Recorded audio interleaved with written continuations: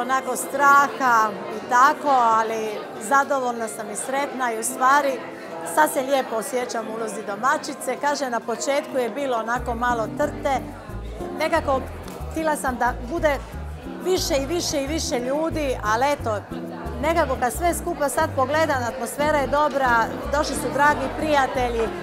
Ne znam, možda će druga večera biti sa puno više ljudi, ali ok je, zadovoljna sam stvarno i nekako mi je srca na mjestu jer vidim da je i ravnatelj Maestrala zadovoljan, pa da damo i to malo sredstava, opet smo učinili nešto za tu dječicu, jer ja sam puno surađivala s Maestralom i dolazila u Maestral i imam i ja djecu i stvarno toj djeci moramo ipak pružiti ono da imaju ipak jedno lijepo i sretno djetinjstvo.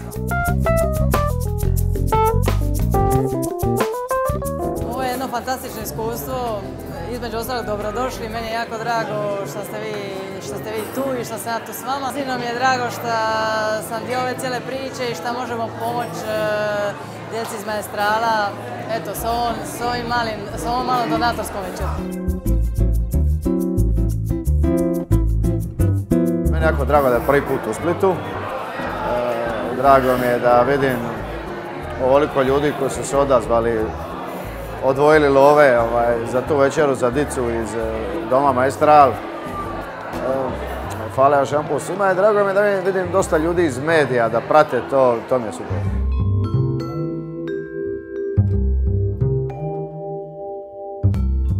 Jedva čekam biti domaćica. Toliko sam se bojala kako ću sve to, ali kad sam došla ovdje, tako mi je to super sad. Jedva čekam. Zadovoljna sam projektom. Toliko je plemenito ovo što se radi, što si rekao da zašto samo za vrijeme blagdana radi dobro. Dobro je činiti dobro stalno i konstantno. Ja se trudim šta više u životu činiti dobro. Sve se to nekako vrati, makar kroz duševno zadovoljstvo. I najvažnije je da se dobro osjećaš i da vidiš sreću na licima tih kojima si pomogao. To je tako dobar osjećaj.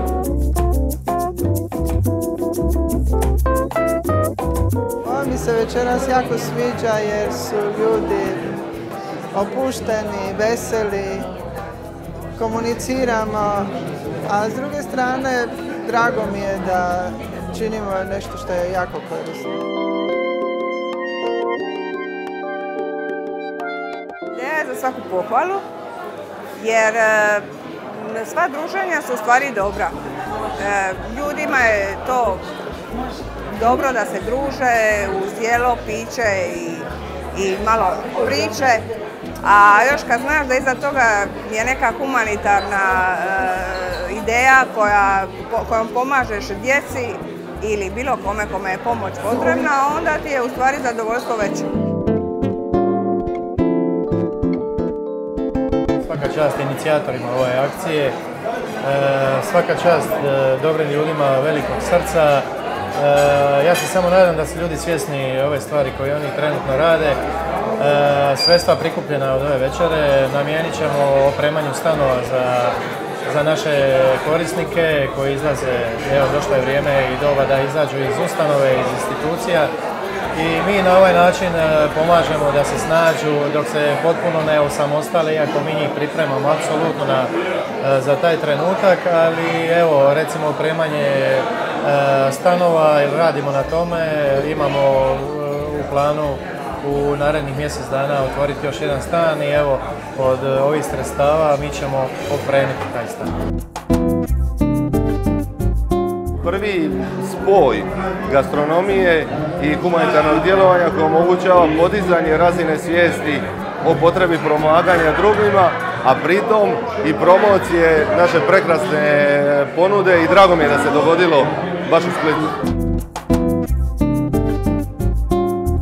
Moramo priznati da nam je bilo veliko zadovoljstvo što smo pozvani kao domaćini, a istovremeno isto je bila jedna velika odgovornost koje ljude pozvati da dođu tu.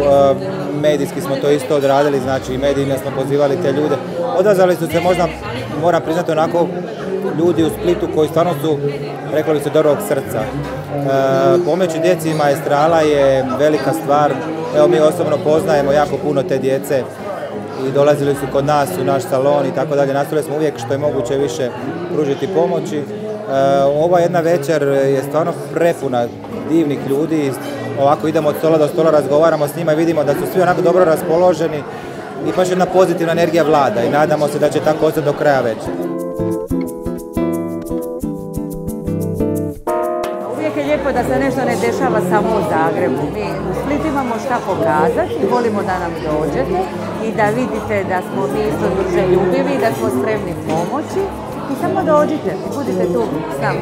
Čast je i zadovoljstvo da prisustvovati ovakve stvari, pogotovo biti dio toga, znači pomoć nekome kome je to potrebito. Ne znam, ja sam prezadovoljan i presretan i nadam se da će biti još ovakvih prilika da pokažemo koliko imamo veliko srce.